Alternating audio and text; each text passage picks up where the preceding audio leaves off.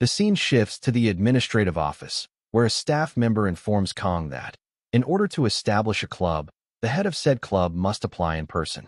Kong calmly replies that he is the head. The young woman looks him up and down, clearly unimpressed, and remarks, "You? Really?" She enters Kang's name into the database, suppressing a laugh that eventually escapes her lips. Annoyed by her attitude, Kong frowns and thinks to himself, is this girl really an academy staff member? Her condescending tone over something as trivial as someone's grade seems ridiculous. Our boy finds it particularly irritating. Remaining composed, Kong states, as long as I follow the procedure, the application should go through. You should just accept it. The yellow-haired girl suddenly stands up and, with an exaggerated air of authority, tells our boy, first-year cadets need a faculty advisor to apply for a club. And honestly, just looking at you, I doubt anyone would want to be your advisor. Kong narrows his eyes and asks seriously, what exactly do you mean by that? The girl crosses her arms and smugly replies, don't you get it? Do you really think any professor here would want to advise a club founded by a special admission student like you? With your background, you should know your place. Hearing this, our boy clenches his fists in silence. As expected, he thinks, even the faint sense of justice in this academy is disappearing. A part of him is tempted to use the most effective communication method he knows. But after nearly 20 years of working in the restaurant business, our boy has dealt with plenty of rude and difficult people. He knows all too well that sometimes silence is the best response. And yet, this time, Kong can't help but want to teach this yellow-haired girl a lesson she'll never forget. Without another word, our boy pulls out his phone and makes a call. The girl's face changes slightly, surprised by his sudden move. Into the phone, Kong says, I'm at the admin office regarding club registration. The person on the other end replies, saying she's nearby and will come to the office shortly. To Kang's surprise, she doesn't hang up. I'll see you soon, Kong adds, ending the call. The yellow-haired girl's brows furrow with disbelief. Who do you think you are, making a call like that here? She snaps. Our boy looks at her and says calmly, let's just proceed by the rules. As I mentioned, the person on the phone is on her way. Now confused and visibly nervous, the yellow-haired girl asks, who's backing you up that makes you act so arrogant? Another staff member nearby looks increasingly uncomfortable. Frustrated, the yellow-haired girl huffs and declares, I'm the cousin of the principal's close friend. If I say the word, a special student like you will be finished. Kong doesn't respond. Instead, he simply smiles. That infuriates her even more. He steps closer to her and, with a piercing gaze, says, you're being too loud. Shocked and now openly angry, the girl shouts, stop talking nonsense. But Kang's expression sharpens further. All your hypocrisy is exposed. This is exactly what I wanted to see. At that moment, the door to the office bursts open with a loud bang, flying off its hinges. Everyone in the room freezes, eyes wide. Standing there is none other than Media, her aura flaring with authority. Kong turns to the yellow-haired girl and says, show some respect. The principal is my club advisor. The girl's face drains of color. She is so stunned, she can't even speak. Media walks in with a smile, saying warmly, it's been so long. I'm so happy to see our boy in person. Kong bows slightly. Apologies for the trouble. I know you must be incredibly busy. Not at all, Media replies. If it's a request from you, I'll drop everything and come running. The yellow-haired girl's eyes widen in realization. Kong Jiama. He's this year's top incoming student. Media turns to Kong and says, hand that document over to me, your advisor, and get going. You have a written exam next week. Thank you, Kong replies. I'll leave the registration in your hands. As Kong walks out, a staff member quickly brings a chair for Media to sit. After taking a seat, she glares at the yellow-haired girl. Trying to salvage the situation, the girl stammers. There's been a misunderstanding. I didn't mean what I said to Kong Jiama. Stop talking, Media interrupts coldly. I don't need a blessing to see clearly. You judged him solely based on his background. Him, a cadet marked as a successor by both myself and Siegfried. Media flicks her hand, casting a wind spell to send the registration form flying toward the girl. You have 5 minutes to complete the registration, Media says firmly. Start writing.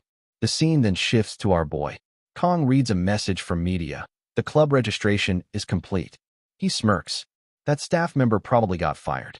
Kong replies, thanking media and promising to visit her soon. She messages back, come by the headmaster's office after today's class. We then see our boy arriving at the blacksmith shop. As Kong enters the shop, the blacksmith turns around and says, if you're here for the gear, you'll need to wait a few minutes. Hearing this, Kong thinks to himself that the blacksmith actually sounds like a proper shopkeeper for once. Our boy doesn't really know what the blacksmith thinks of him, but as a former player of the game, the blacksmith is a love-hate figure. Sure, after what happened recently, the hate side might be a little stronger, but our boy can't help feeling a bit of pity for the man too. It's also uncomfortably hot in the room, and our boy finds himself sweating. Kong thinks back on Blacksmith Violent, one of the main NPCs in the game who handled nearly everything related to weapons. Due to the nature of K-mobile games, Violent was essentially a punching bag by design, draining players' resources in an instant. As a light spender, our boy didn't feel it as much, but the heavy spenders used to pray. Just once, Violent, please. It became a saying. Even so, most people ended up calling him a scam. Our boy himself once cursed when Violent downgraded his Murasame from B rank to A rank. That memory still stings. Suddenly, Violent breaks the silence and asks what Kong is thinking about so deeply. Snapping out of his thoughts, our boy replies, it's nothing. You just look like someone I used to know. Smiling, Violent responds, then that person must have been as handsome as I am. He then hands Kong the weapon and proudly states, I can say with confidence, this job is beyond perfect. It even looks like a special option has been added. You should check it out. Kong inspects the weapon and notices the level of Murasame has indeed increased from before. The scene shifts to outside the shop, where our boy checks his status window. He sees that the activation time has increased from 40 to 50 seconds. Kong had already thought that 40 seconds felt too short for the upcoming dungeons. It's just 10 more seconds, but even that small upgrade is huge. If our boy plans to combine this improvement with the blessing of transfer when upgrading his gear later, this is definitely a good development. Kong used to complain that the blessing was useless, but now the blessing of painlessness, the true blessing of Kong-Jiyama, feels surprisingly versatile for a commander class blessing. As instructed by Violent, Kong checks the weapon's rank. He sees that it has now been upgraded to D rank and has the potential to grow to A rank. Observing this, Kong mutters that for all the materials and effort he put in, the result isn't exactly dramatic. He had used materials from an A-rank beast, the Cow King, so our boy had at least expected a C-rank result.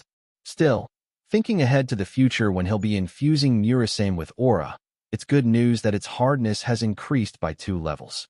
It won't crumble on impact anymore. Then another window appears in front of our boy. It states that a new feature has been added. As Kong hovers over it, he feels a twinge of unease. I've got a bad feeling about this, he mutters, clicking the window. A notification pops up. Due to the successful enhancement and the weapon's growth, up to 3 special abilities can now be granted. These abilities can only be activated using mana stones and will trigger randomly. King's eyes widen in surprise. He hadn't expected that.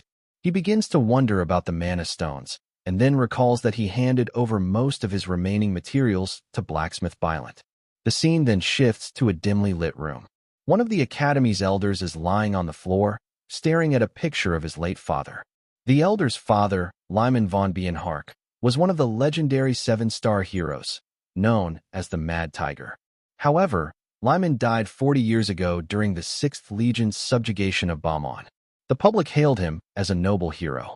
But immediately following Lyman's death, the Bienhark family came under relentless attack from factions eager to dismantle it. To survive, the elder was forced to carry hatred in his heart. Assassination plots from his own relatives became routine. Eventually, he turned them against one another and had them wiped out. Through this brutal process, the elder managed to restore the family's shaken power. In the absence of his father, he had protected the name and legacy of Bienhark. At the age of 30, he became one of the elders of Awakens Academy. He accepted it as his destiny, to guide foolish humanity and uphold the absolute supremacy of the Chosen. In order to control the ignorant masses, a common enemy was needed. Fortunately for the elders, humanity already had a great and terrifying enemy in the demons. This justified the elders' rule and allowed them to tighten their grip on power. But variables always appear without warning. Leon von Reinhardt, the hero born with the power to defeat the Demon King, was one such variable, the one chosen by the heavens.